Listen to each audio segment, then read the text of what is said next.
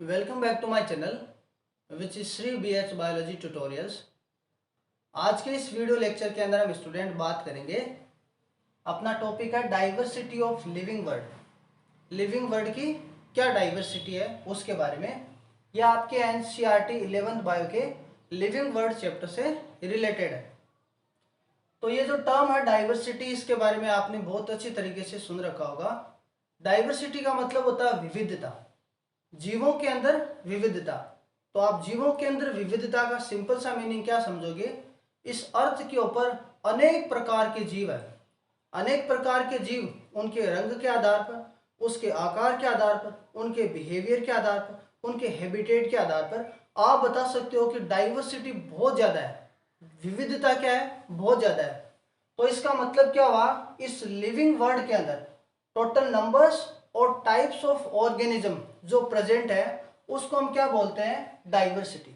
Total number, कितने number है और उसके अंदर कितने टाइप्स हैं, उसको हम क्या बोलते हैं? डाइवर्सिटी। अब टाइप्स का क्या मतलब होता है? टाइप्स का मतलब कुछ ऐसे ऑर्गेनिज्म इस अर्थ के ऊपर हैं जो माइक्रोस्कोपिक लेवल के ऊपर देखे जाते हैं। माइक्रोस्कोपिक लेवल का मतलब हम उसको माइक्रोस्कोप से देख सकते हैं। बहुत छोटे होते हैं, नेक्ड आई से उनको नहीं देखा जा सकता, ठीक है, इसलिए हम माइक्रोस्कोप को काम में लेते हैं। कुछ ऐसे भी ऑर्गेनिज्म है जो साइज के अंदर क्या है? बड़े हैं, तो उसको हम इजीली देख पाते हैं। तो कई यूनिसेलुलर है जो बहुत छोटे हैं, और कई क्या है? मल्टीसेलुलर, जैसे प्लांट्स, एनिमल, ठीक है। तो इस तरीके के जो ऑर्गेनिज्म है वो एक डाइवर्सिटी को फॉर्म करते हैं, एक विविधता को प्रदर्शित करते हैं, ठीक है। एट प्रेजेंट टाइम टोटल जो IUCN के डाटाज है, IUCN का मतलब international union of code of nature and natural resources, इसने जो डाटा प्रोवाइड किए हैं, तो साइंटिफिकली जो डाटा है वो है 1.7 टू 1.8 मिलियन स्पीशीज को एट प्रेजेंट टाइम साइंटिस्ट ने क्या कर रखा है? रिकॉग्नाइज कर रखा है। तो इतना अपने पास नंबर है किसका? डाइवर्सिटी का।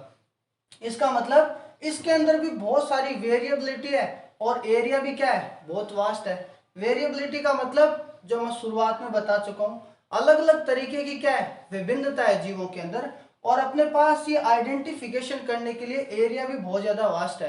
कई ऑर्गेनिज्म है वो टेरिस्ट्रियल कंडीशन में रहते हैं, कई एक्वेटिक कंडीशन में रहते हैं, कई हॉट स्प्रिंग में रहते हैं, कई दूसरे ऑर्गेनिज्म पे डिपेंड रहते हैं। तो ऐसे बहुत सारे ऑर्गेनिज्म है फ्रॉम बैक्टीरिया टू एनिमल्स।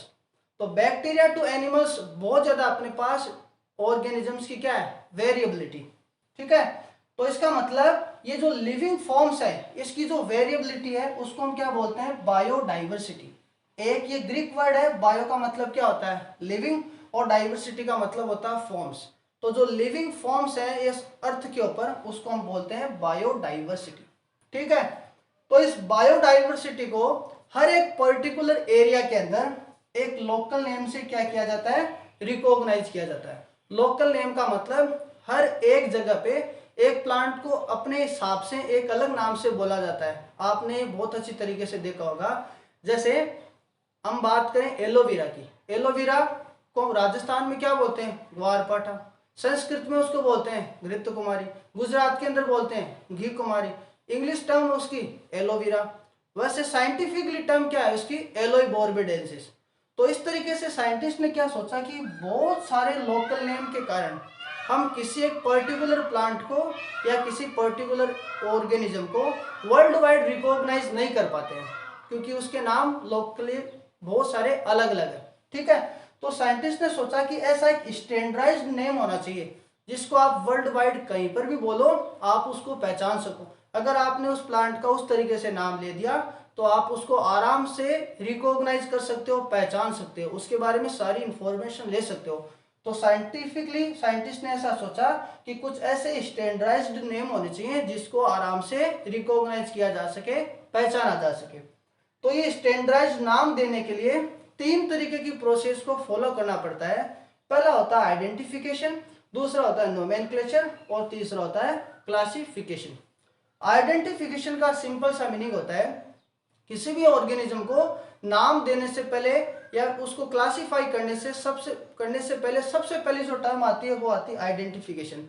जब तक प्रॉपर आइडेंटिफिकेशन नहीं होगा, उसकी पहचान नहीं होगी कि उसको लोकल नेम कैसा है, उसको किस तरीके से लोग जानते हैं, उसके क्या नॉर्मल फीचर्स हैं, आइडेंटिफिकेशन जब तक प्रॉपर नहीं होगा तब तक उसका न तो नोमेनक्लेचर होगा नहीं उसका क्लासिफिकेशन। तो सबसे पहला पर्पज होता है ऑर्गेनिज्म को आइडेंटिफाई करना, उसको पहचानना। उसके बाद में सेकंड आता है नोमेनक्लेचर। नोमेनक्लेचर का सिंपल सा मीनिंग होता है उसका नामकरण। नामकरण का मतलब उस ऑर्गेनिज्म का नाम सजेस्ट करना कि इसका क्या नाम होना चाहिए। ठीक है, तो नाम ऐसे ही तो सजेस्ट नहीं किया जाता, नाम को सजेस्ट करने के लिए ऐसे जो साइंटिफिक जो रूल्स एंड रिकमेंडेशन है उसको फॉलो किया जाता है। कहने का मतलब internationally agreed and accepted code को फॉलो किया जाता है, जिसको इंटरनेशनली एक्सेप्टेंस मिला है, जिसको कहीं पर भी आप बोलो उनको समझा जाता है। तो उन रूल्स को, उन कोड्स को जब फॉलो किया जाता है तब जाके वो नाम दिया जाता है, उसको हम बोलते हैं नोमेनक्लेचर। थर्ड जो आता है उसके अंदर क्लासिफिकेशन। क्लासिफिकेशन का मतलब एक ऑर्गेनिज्म का क्लासिफिकेशन इस बेसिस पे किया जाता है कि उसके अंदर कौन कौन से कैरेक्टर प्रेजेंट है, उस कैरेक्टर को उसी स्पीशीज से रिलेटेड दूसरे ऑर्गेनिज्म के साथ मैच किया जाता है, दूसरे किसी और ऑर्गेनिज्म के साथ उसकी सिमिलरिटीज और डिससिमिलरिटीज को मैच किया जाता है। तो ये मैच करने से क्या होता है, उसका प्रॉपर क्लासिफिकेशन होता है। जैसे ह्यूमन बीइंग की बात करें तो हम किस में इंक्लूड है, मेमेलिया के अंदर। अपन को मेमेलिया के अंदर क्यों इंक्लूड किया है, क्योंकि अपने पास मेमोरी ग्लैंड होती है। ठीक है, ह्यूमन बीइंग के फीचर किससे रिलेटेड हो गए, मेमेलिया से रिलेटेड। तो इसी के बेसिस पे ये जो फीचर है उसके बेसिस पे, उसकी सिमिलरिटीज और डिससिमिलरिटीज के बेसिस पे हम किसी भी ऑर्गेनिज्म को क्या करते हैं, क्लासिफाई करते हैं। तो प्रॉपर नोमेनक्लेचर करने के लिए एक particular internationally agreed and acceptance code होते हैं। ये कुछ ऐसे कोड होते हैं जिससे आप क्या कर सकते हो, जिनको फॉलो करके एक प्रॉपर नेमिंग की जाती है, एक बायोलॉजिकल नेम सजेस्ट किया जाता है। सपोज करो कोई भी प्लांट का नाम देना है तो अपन किसके कोड फॉलो करेंगे, ICBN के कोड। कोड का मतलब हो गया ये प्रॉपर गाइड प्रोवाइड करते हैं नाम देने के लिए। कुछ इनके प्रिंसिपल होते हैं, कुछ रूल्स होते हैं, कुछ रिकमेंडेशन होते हैं। उनको जब हम फॉलो करते हैं, उसको जब साइंटिस्ट फॉलो करते हैं तो एक पर्टिकुलर नाम निकल के आता है। ठीक है, जिसको यूनिवर्सली एक्सेप्ट किया जाता है। तो पहला इसके अंदर ICBN 1961 के अंदर इसका फुल फॉर्म है international code of botanical nomenclature. दूसरा ICZN 1964, इसका फुल फॉर्म है international code of zoological nomenclature. तीसरा है ICNB का मतलब international code of nomenclature of bacteria. ये है चौथा international code of nomenclature of cultivated plant.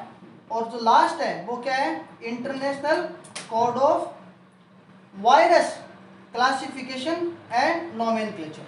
इस तरीके से ये कोड्स हैं जिनको फॉलो करके नोमेनक्लेचर किया जाता है, ताकि एक प्लांट को या किसी भी ऑर्गेनिज्म का नाम डिसाइड किया जा सके, उसको यूनिवर्सली एक्सेप्ट किया जा सके, उस ऑर्गेनिज्म को पहचाना जा सके। आई होप ये वीडियो आपको पसंद आया होगा। अगर वीडियो अच्छा लगा चैनल को सब्सक्राइब करो, वीडियो को लाइक करो। Thank you so much.